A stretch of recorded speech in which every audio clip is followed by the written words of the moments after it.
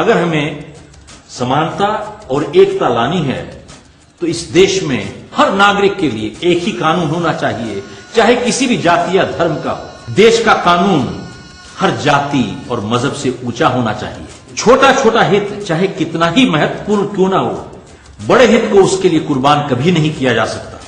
अक्सर लोग कहते हैं कि ये सुझाव कागज पे बहुत अच्छे लगते हैं, लेकिन इनको लागू करने के लिए पैसा कहां से आएगा? मैं पूछता हूं, पिछले कई सालों में हिंदुस्तान ने अफगानिस्तान को 3000 करोड़ रुपए की सहायता दी है। सवाल यह है, ये पैसे की जरूरत किसको ज्यादा है, हिंदुस्तान के गरीबों को या अफगानिस्तान को? 40,000 करोड़ रुपया हर साल हिंदुस्तानी खर्चते हैं अपने बच्चों को विदेश भेज की शिक्षा हासिल करने के लिए। इस रकम से हर साल हिंदुस्तान में हम 40 IITs और IIMs खोल सकते हैं। हर ग्राम पंचायत में स्कूल बनाने के लिए जमीन छोड़ी गई है। 10 करोड़ बच्चों को शिक्षा देने के लिए हमें 50,000 स्कूलों की जरूरत है, जिसके लिए 25,000 करोड़ रुपया चाहिए। हिंदुस्तान में हर मेंबर ऑफ पार्लियामेंट को 2 करोड़ रुपया और MLA को 1 करोड़ रुपया मिलता है अपनी कॉन्स्टिट्यूएंसी की डेवलपमेंट के लिए। इसका 27,000 करोड़ जुड़ता है। इसके अलावा हिंदुस्तान में शिक्षा टैक्स, सेस टैक्स लगा हुआ है। हर नागरिक को अपने प्रतिनिधि से पूछने का हक है कि ये पैसा कहां गया, कितने स्कूल खुले और कितने पिछड़े ऊपर उठे।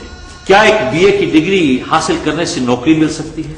हमें इस देश में सख्त जरूरत है वोकेशनल एजुकेशन की, जिससे लोग आज जाके रोजगार कमा सकें। हिंदुस्तान में 350 के आसपास यूनिवर्सिटीज हैं। एक छोटे देश जापान में 5000 के करीब हैं। हिंदुस्तान में 5000 वोकेशनल इंस्टीट्यूट्स हैं।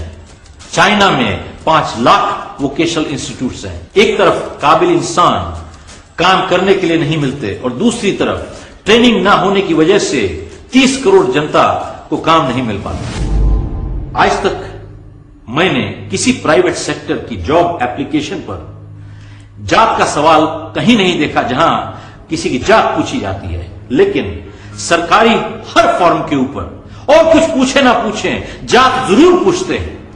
मैं पूछना चाहता हूं, क्या डॉक्टर अंबेडकर को जात की वजह से देश का सम्मान मिला था या कर्म की वजह से? जाति के बजाय आर्थिक आधार पर और काबिलियत पर नौकरी क्यों नहीं मिलती?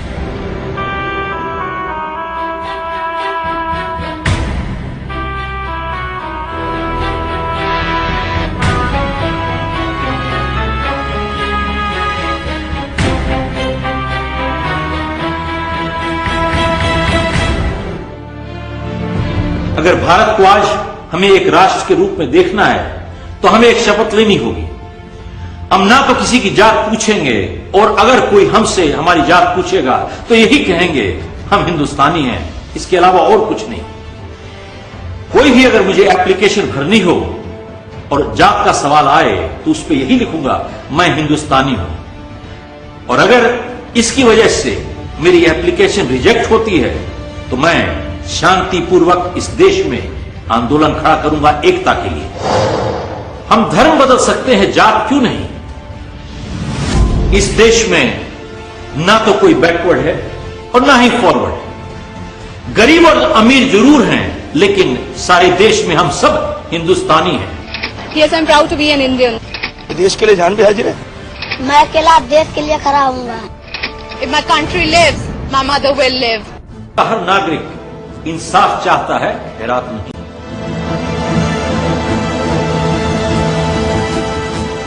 अगर हमें इज्जत और प्रतिष्ठा से जीना है तो हिंदुस्तान के हर नागरिक को सक्रिय रूप से राजनीति में आना ही पड़ेगा।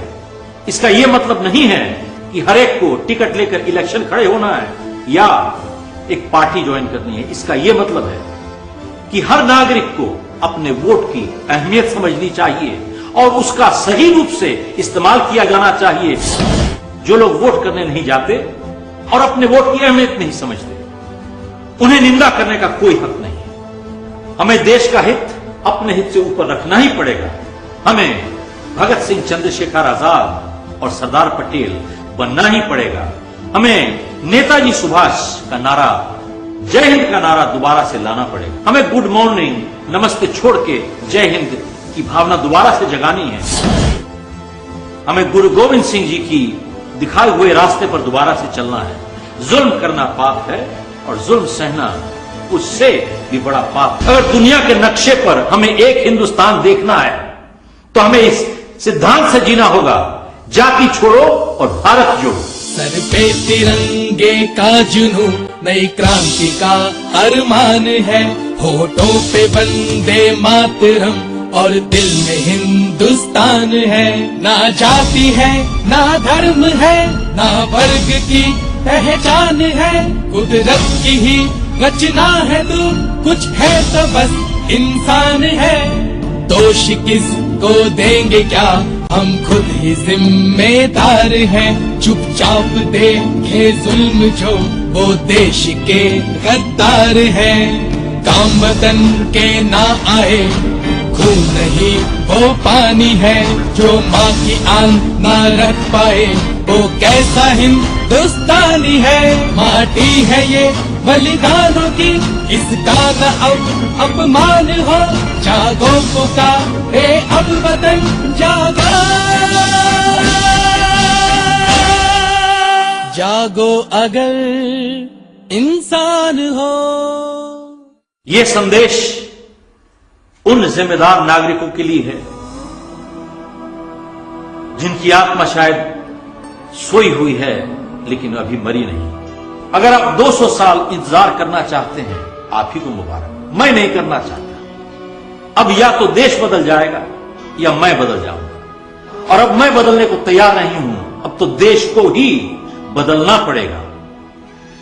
आप ये वीडियो ले सकते हैं स्कूलों कॉलेजों में, ऑफिसेस में, फैक्ट्रियों में, रोटरी क्लब्स में, लायंस में, चेंबर ऑफ कॉमर्स में, इंडस्ट्री में दिखा सकते हैं और जागृति पैदा कर सकते हैं। भारत महान था, आज भी है, और जब तक इस देश में एक भी देशभक्त जिंदा रहेगा, भारत हमेशा महान रहेगा।